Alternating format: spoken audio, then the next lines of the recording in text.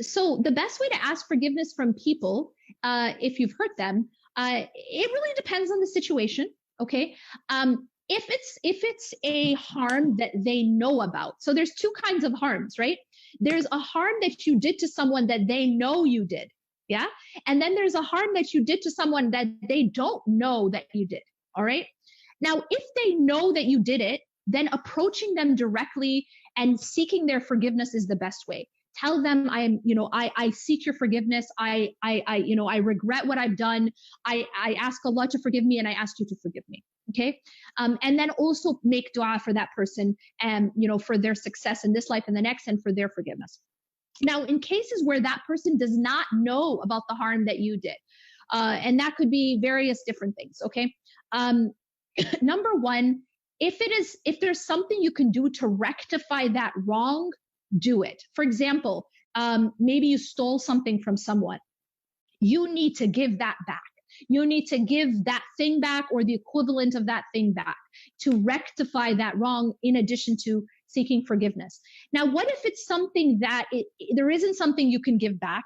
I mean, if there's something you can do to rectify it, do it. Like I'll give you another example.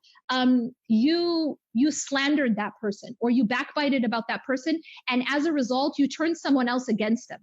Okay. So in that case, you would want to write as much as you can, rectify that. Go back to that person who you told the lie to, or who you backbited about this person to, and tell them, I was wrong.